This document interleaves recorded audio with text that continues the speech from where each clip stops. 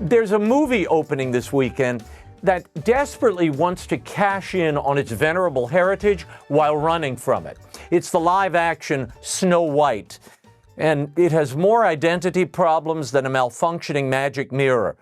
Rachel Zegler, who plays Snow White in the movie, is a Latina, and she said years ago that she's playing the role as a Latina princess.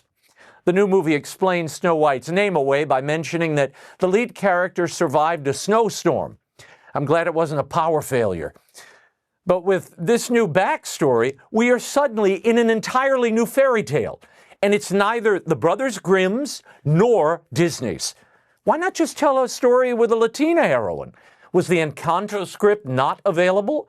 Surely Lin-Manuel Miranda could have penned a new song or two, or did they fear that no one would come to a live-action version of that movie? I guess it's easier to sell Snow White, the brand, since it goes back to 1937, even as the filmmakers try to escape what made the story so compelling and enduring. What do kids love about the original movie?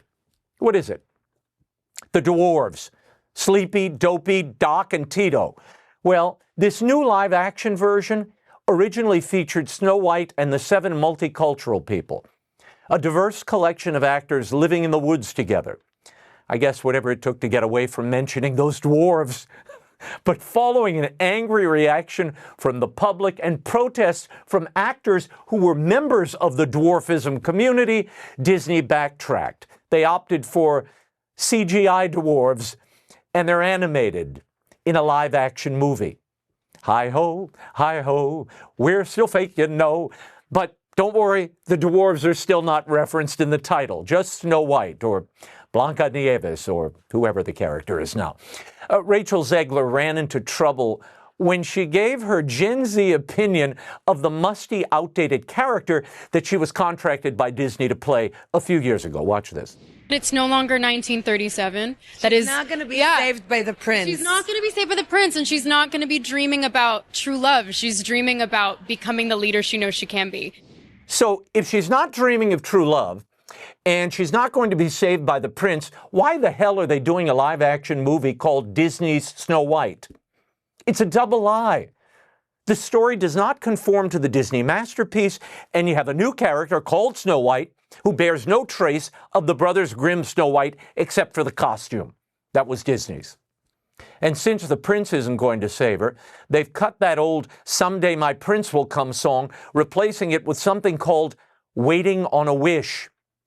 Like most people, I'll be waiting for the credits, or maybe for a refund. The movie is expected to be one of the worst openings for Disney this year.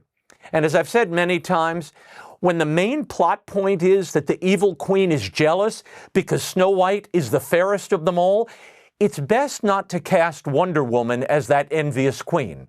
You may as well invert the whole storyline and have Snow White try to kill the knockout queen, because Gal Gadot is definitely the fairest of this duo. And it's painfully obvious to anyone watching. That magic mirror is lying to you, Gal. Go get a refund. The other day, Disney hosted a scaled-back premiere, trying to cut their losses by keeping the press off the red carpet. They didn't want bothersome media asking the stars uncomfortable questions like, why did you destroy the storyline? And why do you hate half the audience? Zegler made some political comments earlier this year saying that half of America should have no peace. Go figure. So they staged these painful shots of little girls dressed as Snow White meeting with the stars, while the Disney cameras recorded the forced cuteness. It all went down like a poisoned apple. I love the PR lady doing her own rendition of the evil queen, barking out orders to the kids and Zegler here. Look, Disney needs to retire this whole live-action routine.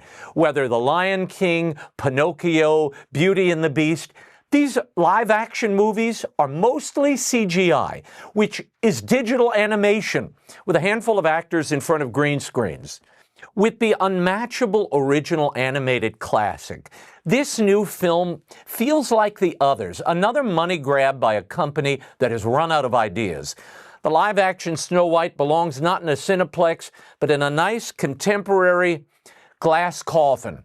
And let's hope Zegler is right, and no prince shows up to save this show. Thank you for watching this clip of the Arroyo Grande podcast. I don't want you to miss an episode. Go to our Arroyo Grande YouTube channel and subscribe now. Turn on the notifications for breaking commentary, inspiring interviews. I want you to live a broad, thriving Arroyo Grande. Come back soon.